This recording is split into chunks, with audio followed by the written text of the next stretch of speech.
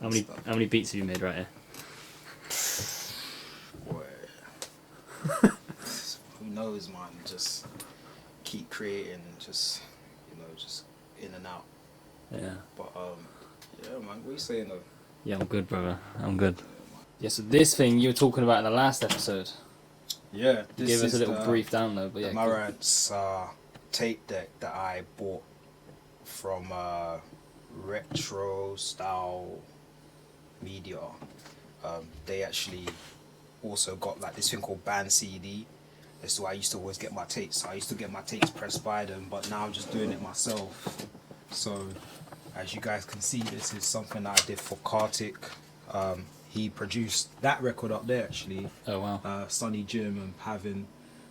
Kartik produced that whole album up there. So this is a beat tape that Kartik is releasing on via Good Up. And so we're officially now we're live. An LTD. So yeah, these are the tapes that that I did for Kartik, and crazy. This is it over here.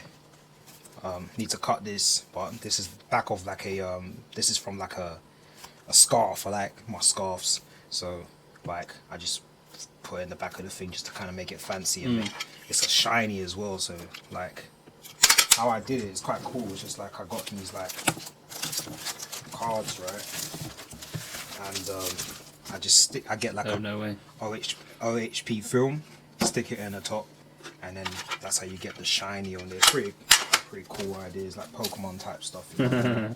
So how many tapes have you made in there? I've made 30, and I've got another 30 to make. So these ones are for Digging in India. This is a special edition version. There's a shop called Digging in India, and out in India, and basically I'm collabing with them. It's our first collaboration via Good Up, and we're collaborating, and we're going to be selling these. These are actually flying out to India. No way. Yeah, along with the other 30 I'm making. Mad. The other 30. So where's Kartik actually based then? He's in India. No way. Yeah. I gotta listen to that shit. That sounds crazy. This is gonna be another one of ones that we're doing. The Num Trumper ones. This is a dummy version, but I'm gonna make the proper one probably next week. So yeah, these are gonna be one of ones. So I got a bunch of them back there. Yeah. But yeah. That looks sick. And we're gonna release. You just cut that from. We just cut them, yeah, and it's just one of ones. And I spoke to Kartik, he was cool with it, and he really liked the idea. So so I just thought, you know what, and it's got the little shine in there as well. So yeah, sick. You know what I mean? It's pretty cool. So that's what we're doing. And do you reckon you'll go? Do you reckon you'll go out there and meet Kartik at some point? Oh yeah. I've looked up tickets, looked at the tickets to go to India.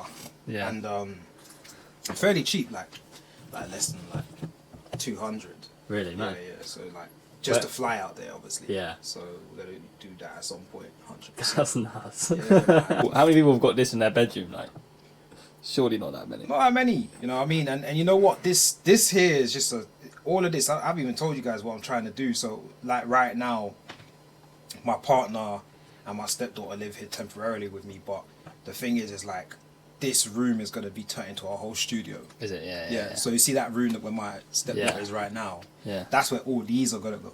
Yeah. And then the front room, that's going to be the art room. So we're going to be doing a lot of art design stuff in there. My partner's going to have an art studio in there because she paints and does and writes and multimedia genius that she is. Yeah. So that's going to be mostly her space, and then the other room's going to be where we do recording. I got another room for stock, and this room's gonna be the main studio. So okay, sick. Yeah, man, it's a lot of dope stuff about to happen, man. Yeah, 100%. So, how long does it take to make one tape? Depends on the tape. It's if you got a 10-minute tape, it takes you 10 minutes because you can make. This is a remote. Yeah. So this is the Super Scope remote. So once I attach this to here, I just have to turn it on, and it's got a battery in there, and basically I just press A, B, record, and it will light up all the things. I'll show you guys in a bit. You know what I mean? And you guys will see how all this works, and it's pretty cool. And you just dub all the tapes simultaneously, all in one go, and I can dub 6 tapes all at once. We got the whole array of gear here, isn't it? Equipment here. the MPC one. This is probably like my third MPC, because I had an MPC one before, then I got another one, then I got this one, but I used to have the MPC Lag 2 Retro as well. I got one KO2 there, another one here. This one was sent to me by Teenage Engineering, and they sent me these things. They also sent me a mic, but I gave that to Jada see, because me and Jada work on an album, so I gave him the mic. Yeah. And so his vocals gonna be sounding crisp then. yeah, 100%. Like, I'll play some stuff later. Yeah. It's the SP44, the P6. Roland sent me this one, and then I've got the Pocket Operator, which I bought, and this right here is my. Is that little Pocket Operator? Did you buy that with us? Nah, I had this already. Oh, I already had one, but this one I bought recently. It's a Trim UI brick, so people can play video games on here. No way. But I basically replaced the original OS, and I put this thing called M8 Headless on there. It's like a whole culture around it, and I've been making beats on here now. So I'll show you. Yeah, I need to see that turn on. Like, I'm turning it on right now. It's a bit slow, but so this is a speaker as well from Teenage Engineering, and obviously we know what this is. This is in the first episode. yeah, Taz Cam shout out. So yeah. Yeah, Teenage Engineering, they love the orange, don't they? They got different colors, yeah, but Oh, they definitely like using this kind of like, you know, orange kind of thing on their with their stuff. So,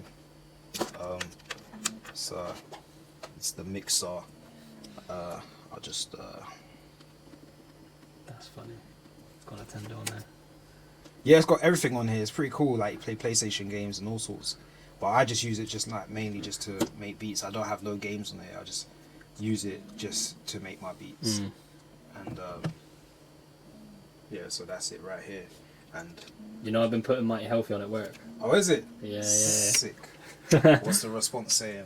Everyone's been loving it. Like all the Nice. customers, like Jeez. eating pizza to it. Right. Have my turntable goes into my SP, and then the outs of the SP goes into the ins of the MPC, and then I've got another out of the SP that goes over here, and I can plug it into either here, or I can plug it into my OPs and whatever I want to do, or I can plug it into my mixer if I just want to listen to vinyls. Yeah. So I got a whole setup over here, but it's A lot of wires.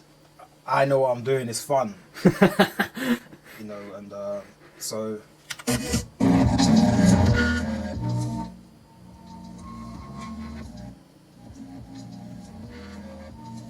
Alright, so let's just take that off because I was experimenting with this the other day. So let's go to this random beat here. So how many people making beats on these little? A lot of people, man. Really? Yeah. Like, yeah, man.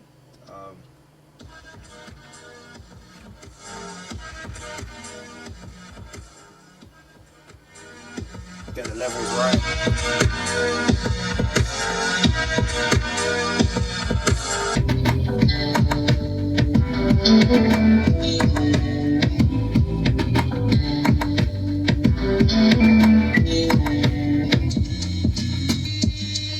Yeah, so.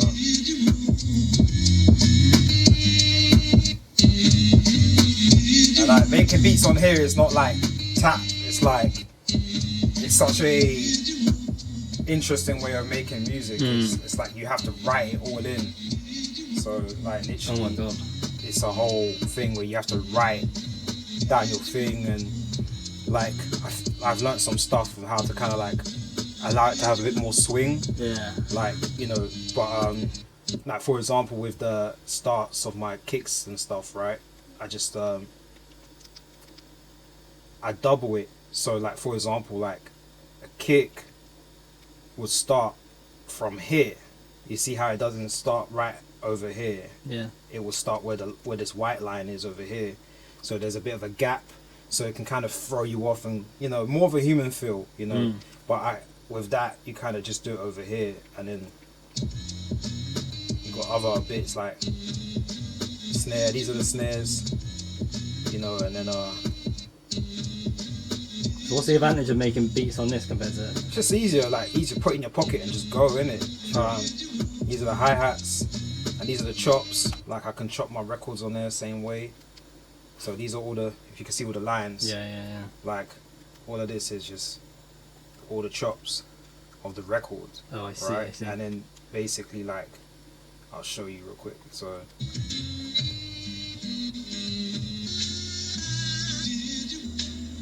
So that's the chops. And then you just press play.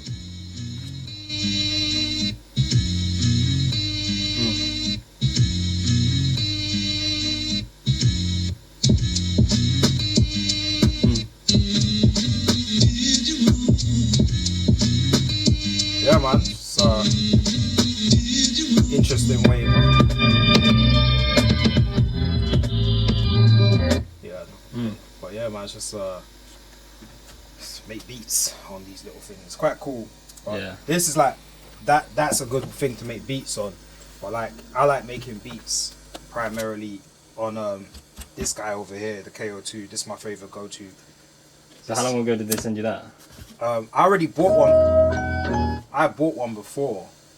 So Which is that one? Nah. Nah. The one I bought is this one. It broke and I just decided Take it apart and my friend who does 3D printing is actually gonna help me fix it, and we're going to just make our own like case. So I'm technically gonna have 3 of these. I've got another one, but I let my manager borrow it. So they sent me the medieval, which is the gold one. Yeah. But I'm gonna get that back. And yeah, so that's the KO2s. But this is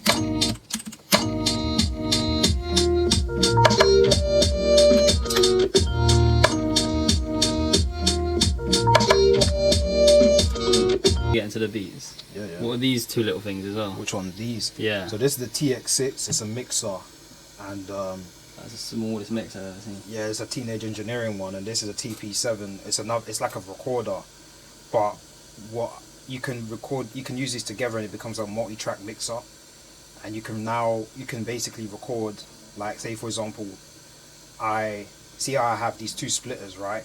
I can now hard pan left and hard pan right my sample, my drums, put them in different channels, and then record into here, and I can kind of like mix it basically. It's a whole technical thing that they'll subscribe to my Substack and we get to know. But yeah. So how long ago did they send you those two bits? Like last month, around just after I came back, they sent me these things, you know, because I'm recording mine and Jadas's album entirely using Teenage Engineering equipment. So all the beats are made on here, recording all the vocals through here into here, along with the mic that Jada has, and you know, doing a little few bits here and stuff like that with the OP7, so OP1 and the OPXY. What would you do on those two bits? These are synths, so you can do a lot of stuff on here. Really, I can make beats on here as well as a sample beats and stuff as well on here. But I prefer this over these just because I like the time stretch, the pitch, and all these other things on here. I do like these, but I've got other ideas for this. Other ideas that I want to create a jazz album of these. Really? Yeah. Okay. So I see. I've got a whole idea of what I'm going to be doing with that.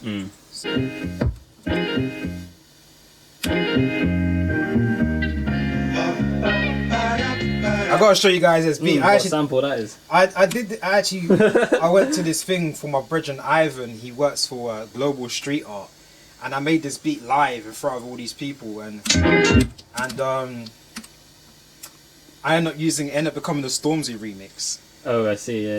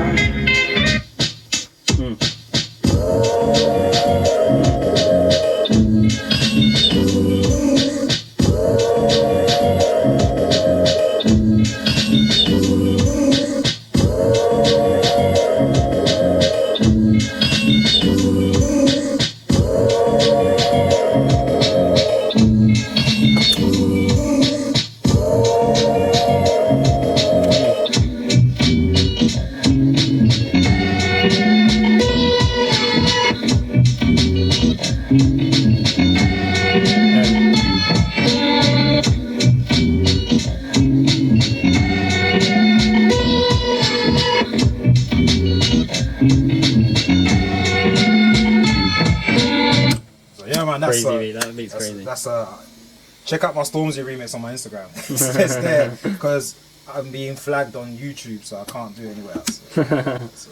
Alright, so that's the same sample, but I'm gonna just find some.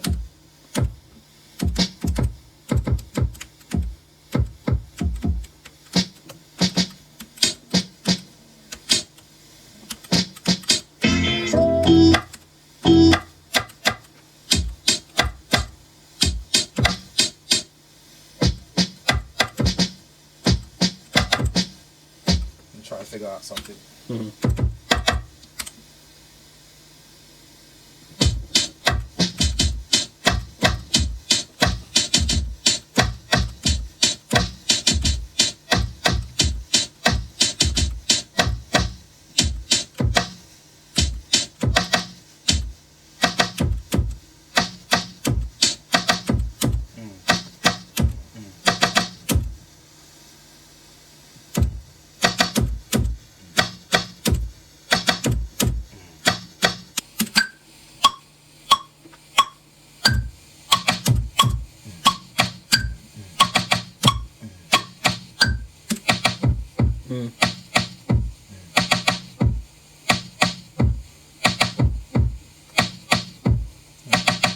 Let's make it speed up a little bit.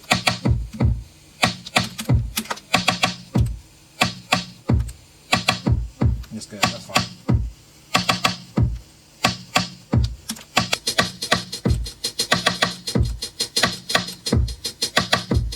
What is that?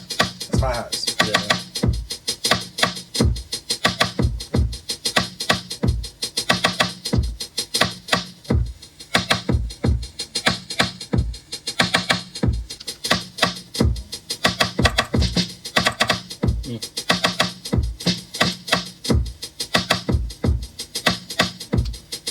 That's fine. Now we just quick beat. This is a freestyle, not. Just do your thing, man. This is just me playing around. Alright, I'll introduce the first like that.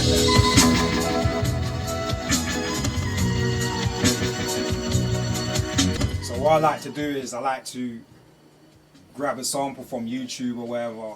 I like to record it into my phone first, and then I like to use stems. So I like to stem my records. That means stemming meaning like you're removing like the drums, you're removing the sample, the bass, whatever you want to remove. I just tend to just remove the drums, and then I just kind of go off of that. I don't want to give too much away, but like it's for me personally, it's like if you're able to stem, I feel like if Dilla was here, I feel we'd be doing stuff like this, you know, because it's like you're able now to take a record apart and get the best bits that you want and just chop it up, and now it becomes, to me in my eyes, that now becomes a completely original record. Yeah, you know what I'm saying? Because you've now you've completely deconstructed something and rearranged it into its own thing, you know, which is already what we was doing before, but this time it's like how many producers hear a record like, oh, I wish I could just have this part, and that's why I prefer you know, stemming. Do you think Dilla would be overwhelmed with all the new equipment? Would he be overwhelmed? I don't know, you know. Obviously, he's never seen anything like that. All of these. I think he would enjoy it with the mind that he has. That he had, sorry, like he would enjoy it. Why wouldn't he enjoy it? Like, you know, this is maybe he would or maybe he wouldn't. Who knows? Like, you know, if you ask people that know him today, some of them don't even enjoy what's going on. You know. Yeah, exactly. Yeah, that's what I mean. So who knows? But you know, the person that I would love to ask that question to is Madlib. How does he feel about stems and stuff like that? Do you know what I'm saying? But I use stems as a tool. I feel like some people use stems and then allow the beat to make beats for them and the machine to make beats for you, and there's all that weird stuff. I don't do that. I just utilize aspects of these tools, but I don't go all the way. You know what I mean? Yeah. I don't believe in that. So yeah, so this is the sample now. I'm just about to record it in.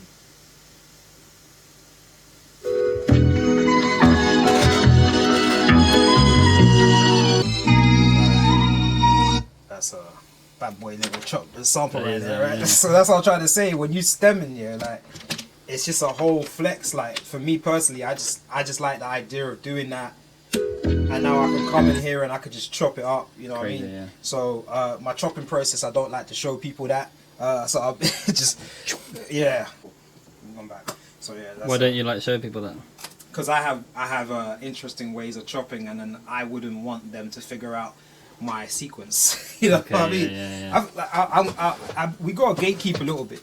I believe in that, and I know I know we live in a culture today where this whole don't gatekeep, but like that's where originality comes from. And I think by gatekeeping, you are now forced to create your own way, forge your own path.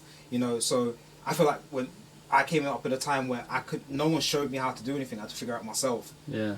Like many producers before me had to figure out themselves, and that's why they all got their own style. Timbaland doesn't sound like Pharrell doesn't sound like Kanye doesn't sound like Dilla doesn't sound like Madlib, or Dr. Dre doesn't sound like Q-Tip. Do you know what I'm saying? Everyone has their own thing, and that's how you forge your own way, by just doing your own thing. And like many times I'm sure, Dr. Dre could have been in the studio with Q-Tip and be like, yo, how'd you do that? Do you know what I'm saying? Like, you've been doing this for years. How do you do it? And I'm sure they will share it amongst each other, but I personally just don't believe in this culture of just giving everything up. I think we got to retain some parts of our process and keep it a mystery, Do you ever feel like you give too much away? I don't give shit away. I never give anything away, and that's the funniest. I think people think I'm giving things away, but I don't give nothing away. I prefer it. Let's bring that up.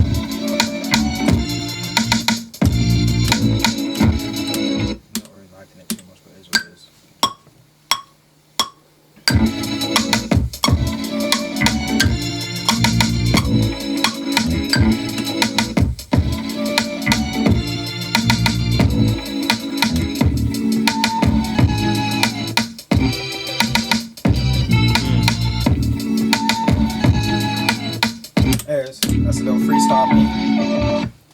We go to the next one. Probably got to put some drums on there this time, because I haven't added no drums in this machine for a minute. Do you always, when you start making a beat, do you always lay the drums down first? Yeah, that's my new process now. Why? I like rhythm now. Before I used to kind of go off of melody, and I used to kind of allow the melody to kind of direct where my drums will go. But then when you used to turn off the drum, so when you used to turn off the sample and you hear the drums on its own, it was like all over the place. Yeah, I see. So I was like, yo, I was like, this is cool, but when you hear it with the sample, it sounds fine, but when you stop, it doesn't. And I'm just into rhythm now. I just like studying into studying like a lot of drum techniques and time signatures and such, you know, and just finding pockets that are not, you know, in cahoots with what Europe has taught us to, you know, believe is standard, you know, 1, 2, 3, 4 standard 4 time signatures. There's stuff that exists way out of that, you know what I mean? So it's like, especially within Africa, you know, and you know, just anywhere outside of Europe, you know, these things exist. Like there are grids that exist that people don't really play with because, you know, we've been colonized into believing that it's offbeat or whatever. Yeah. But it's a swing. It's just different swings, and it's just pockets, man. It's just things hit different, you know. So you think the rhythm's the most important part now, almost? Yeah, that's my thing now. Yeah. Okay. Oh shit, we gotta go. You gotta go get those tapes. Alright, so I guess you guys just got one beat out of me. Fuck. Alright, yeah, we gotta go because I reached out to this one guy on this app called Nextdoor, and they're giving out, like, they usually like give out free stuff, and I'm gonna go and get a bunch of free Bollywood VHS records, not records but videotapes, and I'm gonna buy a VHS at some point, and I'm gonna be sampling from it. So like, let's go pick that up. So yeah, that was me making beats. Hope you guys enjoyed that. It was here and there. It was freestyle, but next time we'll do it properly. But yeah, big ups. Oh yeah, follow me on Substack. Bon McClarty.